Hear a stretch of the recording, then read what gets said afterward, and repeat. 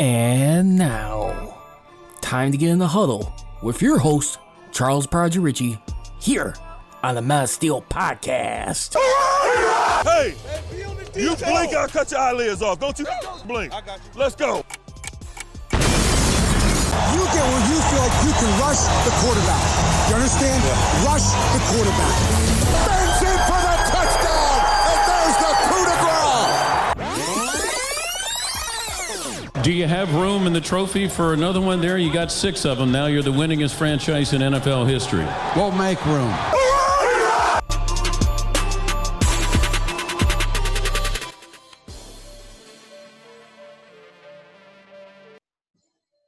And welcome, everybody, once again to this edition here of the Man of Steel podcast, as is yours truly, Charles Prodigy Richey. And hope everyone is having a good weekend right now as we count down to Father's Day weekend coming up next Sunday, as a matter of fact, which will be June the 21st, for all the fathers coming up out there. And today we're going to discuss our usual here, some Steeler talk right now. Definitely got some interesting concerns coming up for everything right now as players get ready to inch closer back to training camp as we get a little bit more nearer. But some little concerns going on with COVID right now, possibly a delay in training camp. Not just training camp, but probably, arguably, the start of the regular season. We should definitely all find that out and more as today. If you guys want to, feel free to get in on here on the Man of Steel podcast. Today, the number to be reached, as always, it is 312-209-2232. Again, that's 312-209-2232. You can also follow me on Twitter and Instagram at Prodigy Richey, at Man of Steel CGR for Twitter. For the Man of Steel podcast. For the Man of Steel podcast on Instagram is at Man of Steel Nation. They can also check me out at On Deck on CSR, as we got a lot to get in here for store right now. Like I said, possibly some delays going on in the season. And what does this mean for the Steelers as we try to move forward? It is definitely getting quite murky, to be quite honest with you, as we try and look at it right now. But again, just feel free to dial in. It is 312-209-2232. Again, that's 312-209-2232. Hope everyone's having a great day so far right now. As we see in the last couple of weeks right now, the Black Lives Matter protest has definitely continued to get a lot stronger, as we definitely see some movement coming in with that frontier. And I discussed some many topics. Supposed to be having some special guests coming up this week, which is in arrangement, hopefully in the next day or two. But some friends of mine who used to co-host with back on my show on ChicagolandSportsRadio.com, I am talking about none other than D and Davis. You can follow them on social media, the D and Davis Show. If you guys wish to follow them, that is at D and Davis. And that's usually hosted by Kenneth Davis, Damon Sporl, Sidney Brown, and of course, our producer of the show, Ryan Bukovetsky. Some former colleagues of mine on ChicagolandSportsRadio.com, which you've seen me do before in the past. Definitely doing great stuff on their own right now. Got a lot of fun topics. We're going to mix it up on this one. More than likely, it's going to be on the Man of Steel podcast or Crunch Time, which is still to be determined right now at this point. But anyway, let's go ahead and kick it right off, shall we? As we look at right now, I mean, when it pertains to the Steelers right now, I mean, one of the biggest headlines today, as we saw it, was that the Steelers took about $21 million of cap space. This was written by Mark Kaboly of The Athletic. He noted down that right now, as we look at, I mean, you got a lot of big names in here going into this year. A lot of stuff is riding on the line. More than likely, I mean, I doubt they're going to have 2 more cracks at a Super Bowl. I think this year is definitely got to be like one of those all or nothing years for them I mean, if you really put everything in perspective, how much this means to the organization and what they're trying to do here. Because let's be honest, I mean, Ben Roethlisberger, despite having 2 years left on his deal, we have no idea the ramifications, what this COVID-19 is going to mean. I mean, you already had a couple players around the league, including from the Dallas Cowboys, who actually had it from having some player contact. And now you look at the policies that the NFL is trying to implement with all these Zoom camps here, which seems to be very frustrating. John Harbaugh is one who said it best. I mean, it is pretty much humanly impossible to try and pull this off. And I think in some ways, I mean, look, when you're trying to resume as a sport and a league, especially, you're trying to work around this COVID, it's like trying to pulling teeth right now, trying what you could muster up. I mean, and the thing is, I think just being around your teammates, your coaches in person, it's a lot more communication and it's a lot more motivation, I think, too, when you can be around each other, be by someone's side when you're trying to execute a successful campaign and season. And the thing is, too, I mean, we just don't know, because the thing is also, like it's been mentioned time and time before again, this COVID-19 virus, this could get stronger during the fall. And I mean, already what we see with the protests coming up too, I mean, how much more is that number going to go up? I mean, it's a lot of stuff right now that is still very unknown. I give the NFL a lot of credit for finding a way to stay in the news and be creative, like trying how they're going to engage with their fans. I mean, one of the things too, which I'm still like a very surprised right now, I haven't heard anything on this yet, but the Pro Football Hall of Fame this year, that sounds like it's going to still be on schedule. I'm still a little skeptic, to say the least, coming up. I mean, how they're going to still have that. I thought maybe for an instant they're going to consider doing like a virtual Hall of Fame where it'll be online video. I mean, we just don't know. But speaking of which, I don't know if anyone happened to, speaking of which, for the Steelers who did get into the Hall of Fame this year, I got my Hall of Fame edition Terrible Towel with me right now. Just came in today. This one, everyone wants to know which one I'm holding up right now. I am holding up this one right here. Tar Power. That's right, the one and only head coach of the Steelers for 15 seasons. Went to 2 Super Bowls, won 1 Super Bowl, just like Mike Tomlin so far right now. Bill Cowher right there. I got to say, this guy right here, he is definitely the ultimate reason why I became a Steeler fan to begin with. And I will say that graciously and honorably. I mean, this is when you look at a guy like Bill Cowher's career, what he's did with that team, he was just such a leader amongst men. And then when you look at sports, I mean, the thing is, too, I mean, you look at all the stuff that's going on. Some people may look at it as like greediness right now, because of how desperate they are that they can't afford to lose a season. They're looking so much at the business ramifications, what's going to happen next. And I can't say I blame them that much. But, I mean, when we pay attention to sports in general, my whole point is, what's one of the things that a lot of people like to pay attention to? I mean, not just who you are as an athlete, but how are you off the field or off the field of play? How are you conducting yourself as a human being? How successful are you taking care of yourself? That's one of the things like Bill Cowher did, along with guys like Pall Mall and Shelby. Cowher right there. Listen, this guy was married twice in his year, his entire life. I mean, remember what him and Kate Cowher, who actually played in women's basketball that became a defunct league, they met in the 70s right there. They got married, I think, in 1983, as it was illustrated. So they had a nice nearly 2-decade run.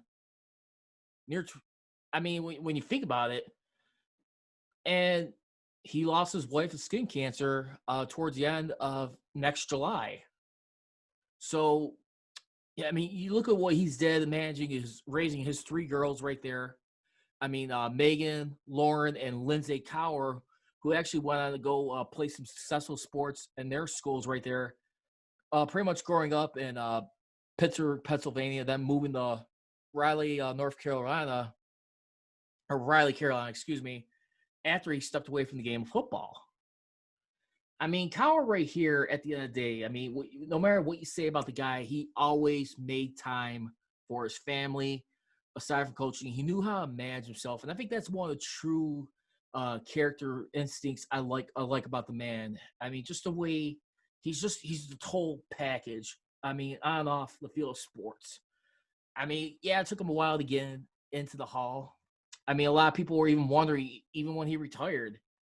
I mean, did he serve enough years? Should he have come back and coached another team? Someone like the Giants, the Panthers. I think those two teams would have been ideal. I mean, even one time, a couple of times too, even the Browns were looking at him too.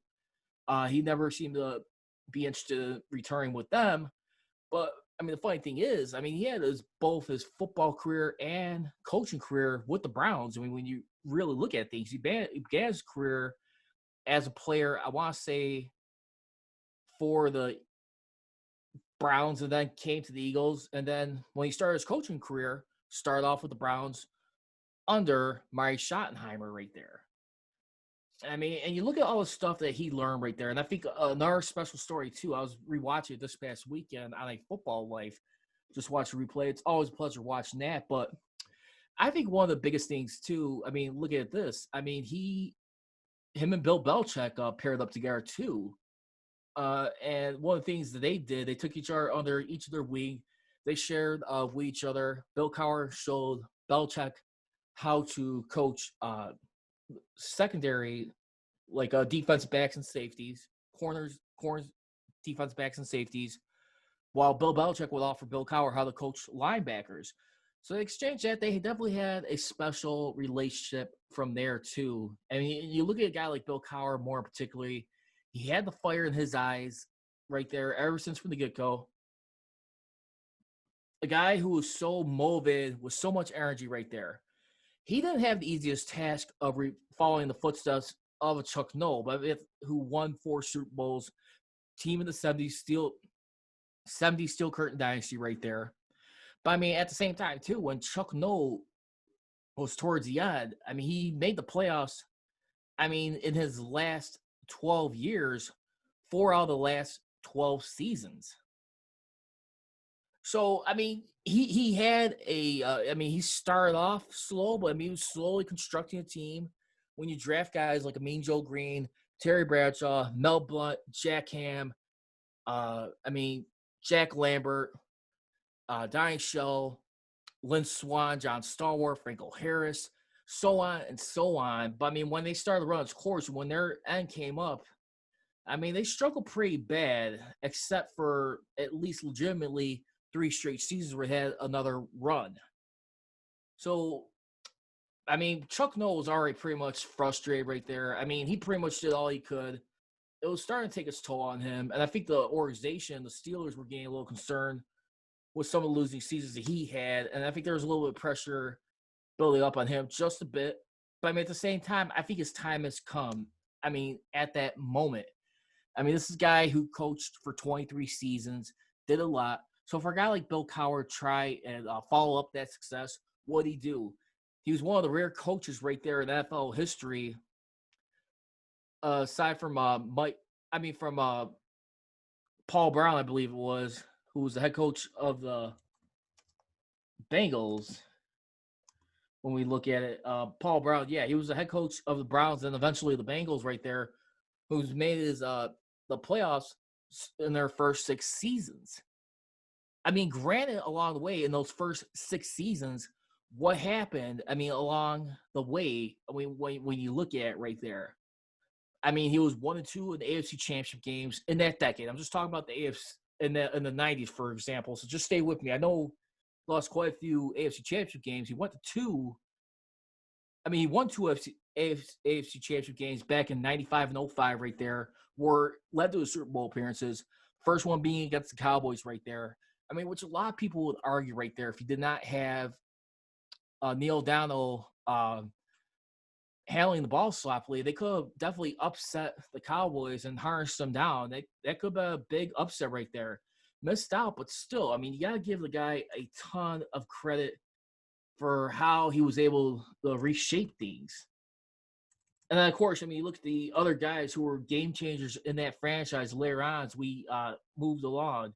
I mean, you looked at guys like Who else did they? I mean, they had on there Troy Polamalu right there, another guy who brought a breath of fresh air into the Steelers, even though they did not make the playoffs in their first season, coming out of University of Southern Carolina along with Carson Palmer right there. And you look at it, and again, these were guys right here who were game changers for the franchise at the end of the day. And I think Tower definitely had a lot to do with it. I mean, of course, when you look at Donahue, I believe it is, who was one of their acting GMs right there. I mean, he's third on the list as far as like wins and stuff. But I mean, he did his job right there. I mean, he was able to have a Super Bowl appearance, a decent run at the playoffs right there. Only missing the playoffs, I want to say, what was it? I want to say it was like 3 times right there. 3, maybe 4 times. I think he came in 1990 or 91. I'm not sure. But, I mean, you look at how significant him and the Rooneys made the hiring of Cowher. I mean, more so the Rooneys, more in particular. I mean, but then, like what Troy Polamalu, what he was doing over the years, I mean, he was a strong safety for most of his career right there, and definitely was just so unpredictable to cover. And just goes to show you why he was a first ballot Hall of Famer right there. I'm glad for him. I had my hesitation. I had my doubts if he was even going to be on that. But I mean, still, when you look at a guy like Troy Polamalu's total career, I mean, as a safety, I mean, for still playing strong safety, he still had 39 takeaways total, 32 interceptions, 7 fumble recoveries right there. So that's pretty darn impressive right there. Had Defensive Player of the Year along with 2 rings, went to 3 Super Bowls. I mean, he was definitely a driving force of that defense. A lot of guys could play along with, and definitely just make it work. I mean, Troy Polamalu, that's the thing that was so special about him. He was that elusive as far as for the Steelers and what they had to do. And that's why you see where he's at right now and how much they helped to really keep the level of success, the expectations they did. Because if you think about it, he was just part of something special that finally helped them step out of the shadow of that 70s steel curtain defense right there. I mean, it wasn't the 70s steel curtain, but I think they definitely they made their marks. I mean, winning 2 Super Bowls within 4 seasons right there. That is a lot still. I mean, you just cannot take anything away like that. Again, we are live here on the Metal Steel Podcast. I am also streaming live on Instagram. If any of you guys got any questions or stuff you want to add to the show, if you guys want to even just join me live on camera, you could do so by also catch me streaming live on Instagram right now. That is at Men Steel Nation. You could just simply just wave. Then I could definitely bring you guys on camera. I would love to have you guys on here. Please feel free to shoot me your questions or leave them in the comment box. I will try and get to them throughout the show. Or even if you guys just want to call in and just vet. How are you guys feeling about the start of the season, trying to resume everything? Does it bother you right now when we look at it? Aside from that, when we look at reports going on in the league, with teams trying to resume and get back as far as in the playing and stuff, as we look at it, with some players around the league slowly, with the Dallas Cowboys, who actually got hit with COVID-19. I don't know. It's still a lot of fair bumps in the road here. And here we go. It was Ed Werder who actually tweeted out, who's actually an NFL reporter for ESPN. He definitely deals with the Cowboys. He can be followed on Twitter at Werder at ESPN. One NFL head coach described as scary that Cowboys and Texans players, including Ezekiel Elliott, tested positive for coronavirus. Another coach told me league needs to delay start of the season. A third coach questioned wisdom of playing during a pandemic. And I think those are legitimate concerns right there. I mean, it's like no matter how you try and implement these social distancing procedures, that's the thing. And I think John Harbaugh definitely said it best right there. What you're asking these guys to try and do on the level of focus. Excuse me one second, guys.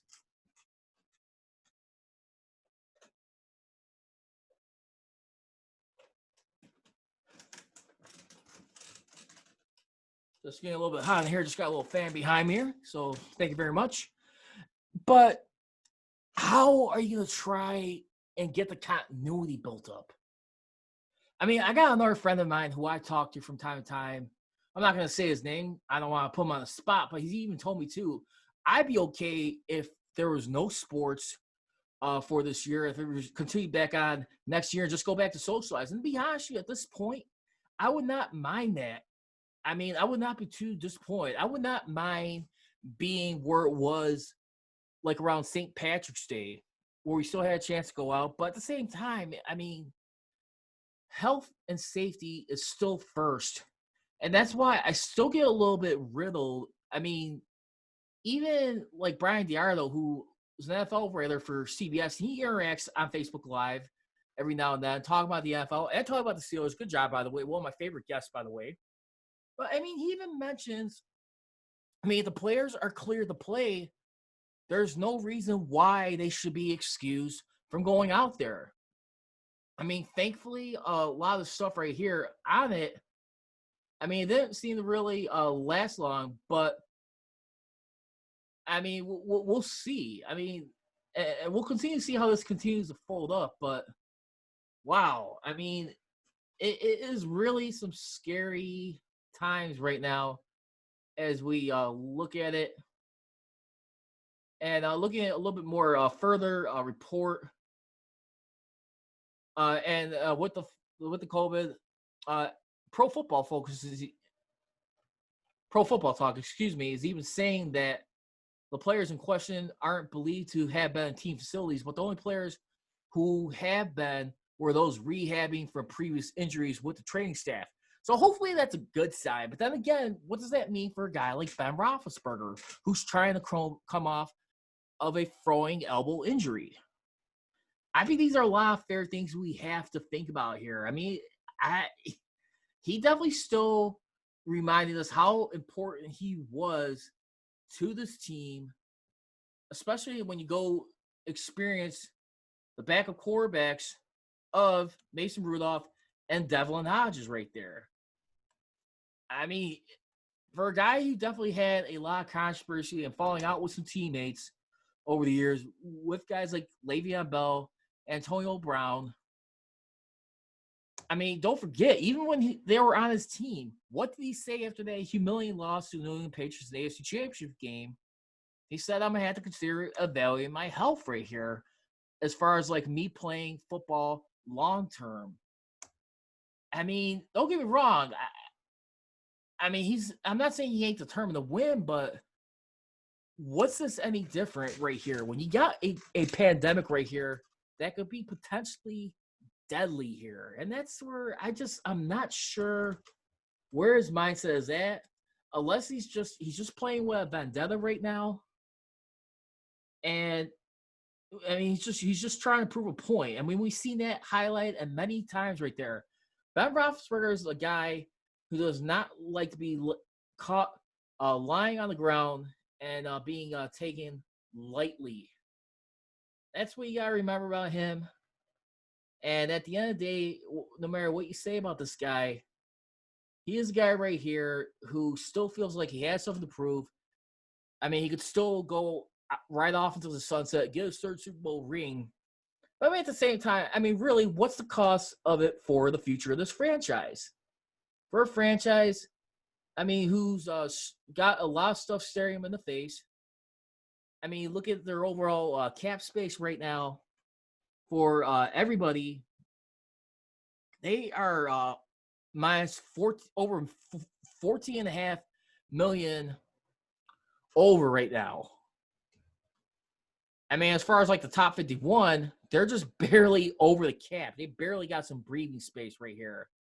So you got a lot of stuff right here. And speaking of which right now, like I said, they did have to move $21 million of this year's salary into next year's cap, because we don't know how much this COVID-19, the pandemic, is going to affect things as far as the cap going forward in the future. I definitely feel right now, I mean, when you look at it, I mean, at the same time, money is still money, income is still income. I don't care how much of a mathematical whizzes you are with guys like Kevin Colbert and Omar Khan. At some point, you're going to get stung here as far as, like, I mean, what's going to happen? I mean, like, how much is going to affect the creative side of trying to re-sign some guys by converting some signings into sign bonuses, right? Taking some of their base salary into sign bonuses just to go around the cap and lessen the hits. I mean, can they still pull that off? And that's going to be some real interesting tales right here. And like I said, Mike Tomlin, for right now, he is going into his 14th season. He's still signed for the 2020-21 season. But again, Kevin Colbert did say we do not want another 8-8 season. I am by no means implicating that Mike Tomlin's job is on the line. Do not misconstrue that. But I do believe that the expectation and the gauntlet has been dropped as far as what they need to do to get themselves back into winning football right there. When you have a recent surge of 4 straight playoff appearances, making the playoffs 8 out of your 13 seasons right there, you have the bar held at high level and such a standard overall. And we'll see how that goes. And I just feel right now what you got to think about is that, hey, this is what it is. The standard is the standard. The expectations are here right now. I mean, pretty much made your own bed by moving on from a lot of the talent you had. This is where you got to really come together as a unit. And let's get into some of the guys right now here in just a second who are going to be some of the casualties for the Steelers. These are the top 5 players that I look at right now. Starting off, number 1 with Ben Roethlisberger right now. Ben Roethlisberger, he accounts for over nearly 12% of the cap percentage right now. Second, which is Bud Dupree right now, nearly 8%. Stephon Tuitt, 7. David DeCastro, 6. And Cam Hayward, last but not least, which, by the way, is in the final year of his deal that he signed back in 2015, who had a 6-year extension, I believe it was. He right now is about nearly 7% of that. They're going to be taking a cap hit of about over $13.25 million this year for a guy like Cam Hayward. So for the cap hits for Ben Roethlisberger is at $23.75 million. But Dupree was franchise tag, of course, $15.828 million. Stephon Tuitt, $14.940 million.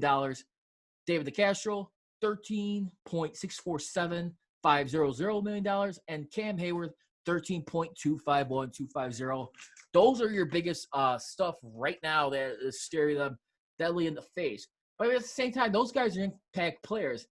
I'll probably say out of those guys right there, you may probably have to rethink things twice on, is maybe Bud Dupree. I mean, again, that just seems to be a whole narrative about him. How is he going to be playing this year? With guys in his boat, like a Juju Smith-Schuster and a James Conner, I mean, he's under the cap rate. I mean, Kevin Colbert did say that they want to sign this guy. They want to keep him around as a Steeler long-term as far as in their plans. But how much is that going to be worth? I mean, if you do have a delay, the salary cap does shrink. Are we going to see a lot? Hey, guys, we were talking about up to 15 players possibly that you had to maybe make some harsh decisions on coming here. It probably is not going to be looking pretty for at least probably 2, maybe 3 seasons. I have no idea, but it is nothing to overlook at this point in time. And I think the whole logic here is that I just think the biggest thing is that, like I said, as long as you got Kevin Colbert around, I think you're definitely still in good shape. But you definitely got some concerns and some stuff that could really threaten the foundation of this team right now.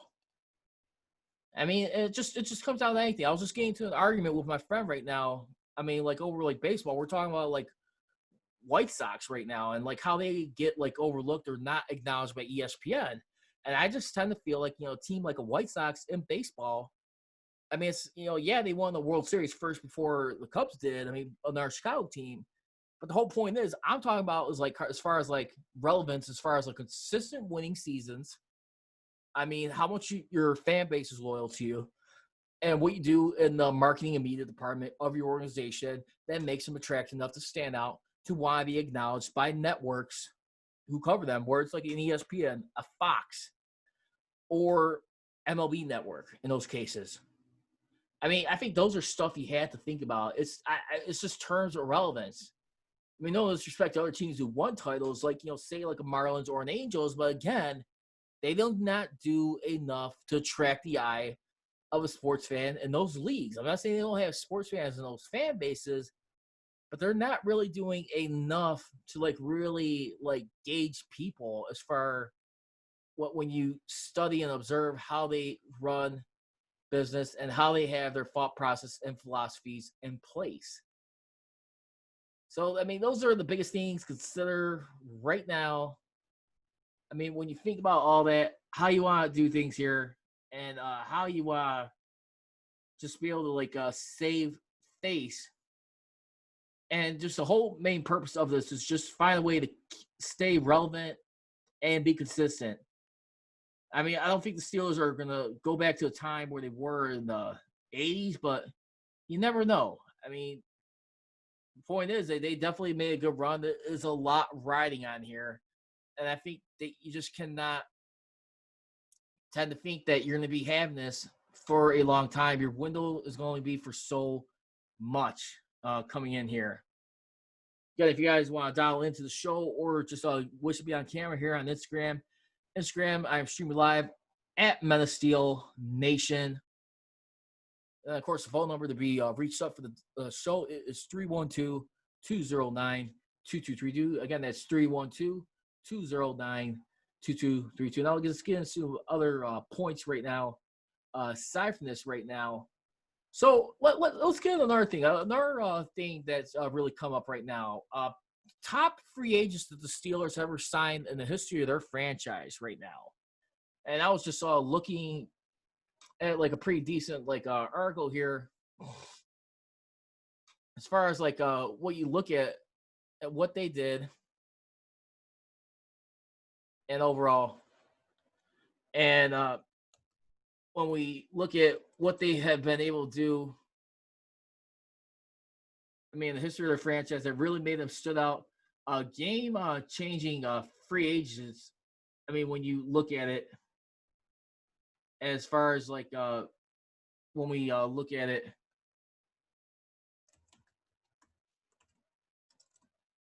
as far as a franchise and who was able to make a significant impact. And I think one of the more significant ones when I look at it, and I think who's definitely made a go into, I mean, when you look at, I'll probably have to say, aside from that, I'll probably say Kevin Green was probably like the first one back in 1993 right there. I mean, Kevin Green, I mean, of course, he had Rob Woodson, who was actually Defensive Player of the Year in the NFL that year. But I think Kevin Green, I mean, he definitely helped bring a nastiness to that pass rush right there. I mean, Bill Cowher's second year. Yeah, they barely made the playoffs as a wild card that year. They struggled mightily. They were still did enough with some help and by taking care of their business to even be able to get in the playoffs at the last moment. But, I mean, at the same time, too, I mean, you look at what they were able to do. I mean, they had one of the sickest, pass rushes in that time right there and what they were able to do. I mean, for the Pittsburgh Steelers, when we look at it, I mean, for overall what they did, and as far as sacks and stuff, I mean, it was just incredible. I mean, to watch. I mean, you had 3 straight seasons from 1993 through 1995.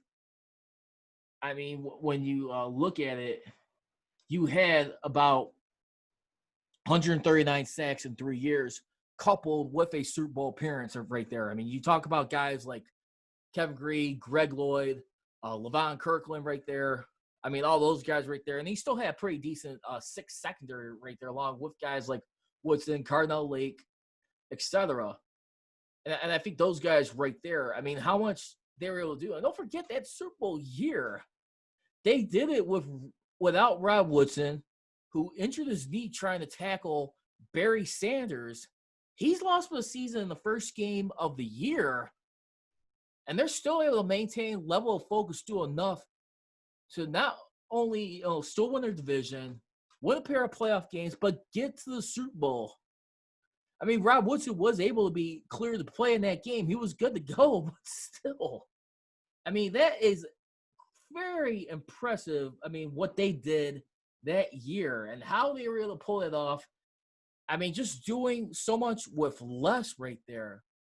And which, by the way, that was Bill Cowher's fourth consecutive year in the playoffs before he had two more the next 2 years after that. But, I mean, still, I mean, you talk about a guy who was dealt with a shorthand right there. I mean, they went into a struggle where they lost a pair of ugly games in October to, like, the Bengals and Jaguars that year. I mean, the Jaguars being one of the expansion teams, by the way, but still. I mean, they were able to still go a respectable 11-5, did enough to earn the bye, win their division. I mean, in the playoffs, too, I mean, it was very nasty what they did. I mean, they humiliated the Buffalo Bills once again for a third straight season. And then you also, too, you beat a nearly Cinderella team in the Indianapolis Colts with Jim Harbaugh as your quarterback and a very still respectable defense on there, too. You even had to be a future Super Bowl champion, which later on with the Ravens and Tony Siragusa right there. Siragusa, let me tell you, I mean, as a kid, I mean, in high school watching this guy play, that guy was still a force on defense right there. He was a guy right there who was not afraid to utilize his size, and he was still able to, just be able to, contain a lot of people. He was massive, in my opinion, and still enough to be physical and make his presence felt. But, I mean, you look at all that, too, and I think they had Marshall Faulk on that team, I want to say. So that's another guy right there, too.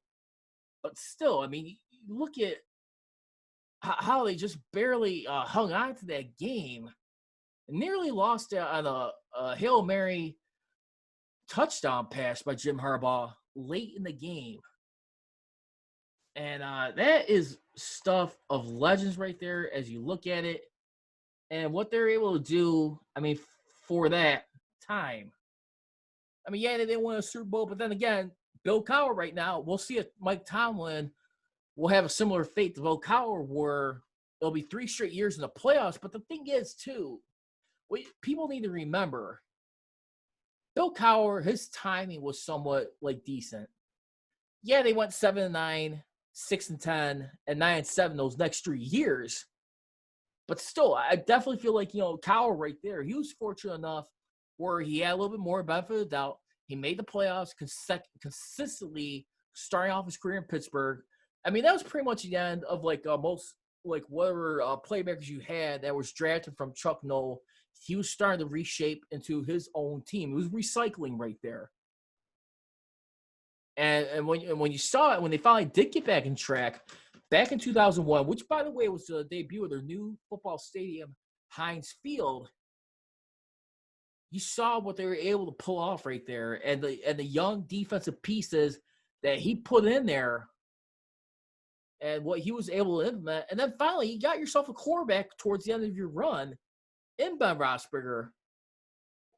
And I think the thing is, too, the funny thing about that draft here, don't forget, I think their first choice was Phillip Rivers. But I mean, Colbert and Cowher had a little bit of a debate on that. But Dan Rooney kind of got in there and had to really influence his will on here, and really looked at Roethlisberger as someone special that they haven't seen in a while. So he was kind of the tiebreaker in that. And then Cowher was hopeful and was saying that Colbert is what's the chance you think he'll be able to drop to us here in the first round? Sure enough, he did. I mean, of course, remember Eli Manning got drafted by the Chargers, but then being so frustrated that's a team he did not want to go to. Him and his dad, Archie Manning, and I'm sure his brother Peyton were able to help negotiate where he was able to go be traded to the Giants during that draft. Phillip Rivers, who I think got drafted by the Giants, ended up being traded over to the Chargers. Ben Roethlisberger gets traded. Gets drafted out of Miami of Ohio to the Pittsburgh Steelers. And there you go. Bam, right there. Of course, it took a while for Ben Roethlisberger to develop as a quarterback. During that time, when you look at it, he was still a guy who was more of a runner, make some throws on the run. Literally, when you look at his start of his career, pretty much for his first 8 seasons in the league, that's pretty much how his playing style was, where you're having guys and Ken Wisenhunt, who was Cowher's offensive core, then later on Bruce Arians right there. Bruce Arians still kind of gets a little bit bad rep for almost significantly harming Ben Roethlisberger's future football career. Going forward, but at the same time, you had Todd Haley in there right there, who didn't sound like it was going to be a warm fit for Ben, but at the same time, they were able to make it work. They were able to gut it out, and they were able to do make some noise. Later on, Ben Roethlisberger became a prolific passer. This was coming off after winning 2 Super Bowls, mind you. At the same time, too, he had to stop taking as many hits as he did.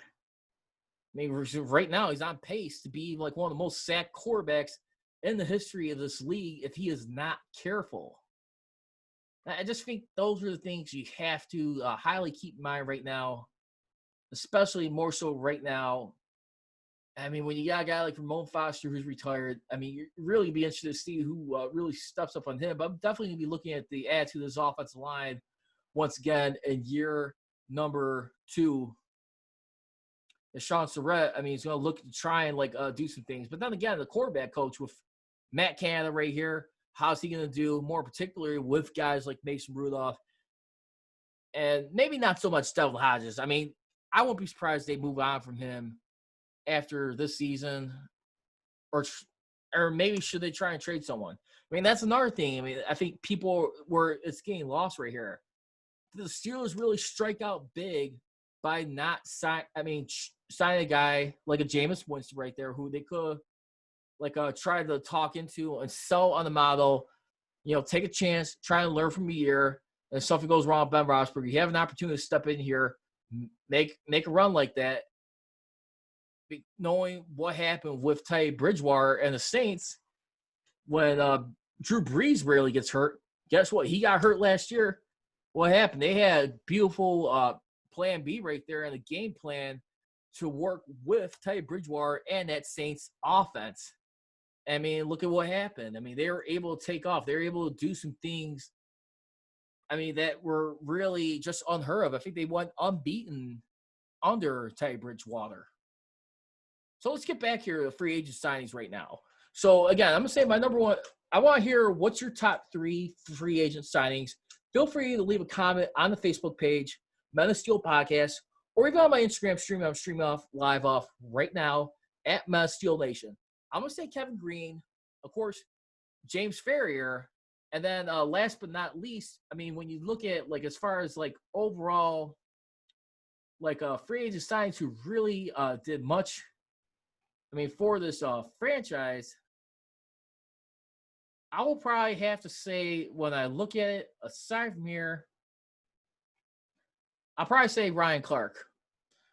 And the reason why I say Ryan Clark, you still need a decent, a secondary. Granted, it was not on the level like a Rod Woodson, but at the same time, he earned some respectability playing with some guys like Ike Taylor right there and what they're able to do. You had some lemons handed to you, you made some lemonade, and you're able to do some creative stuff with it right there. And that's the thing that really counts in all this. And I think that's where credit has to be due right there.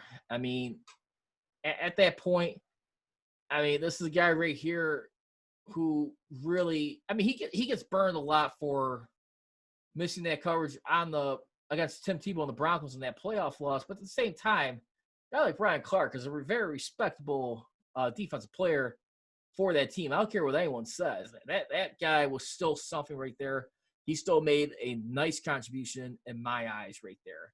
So, again, I'm going to go with Kevin Green, James Ferrier, and, of course, James Ferrier, who came after he was with the Jets, and, of course, Ryan Clark. Those would be my top three. Who are your top three signings all time? I'd like to hear your all-time free agent signings right now.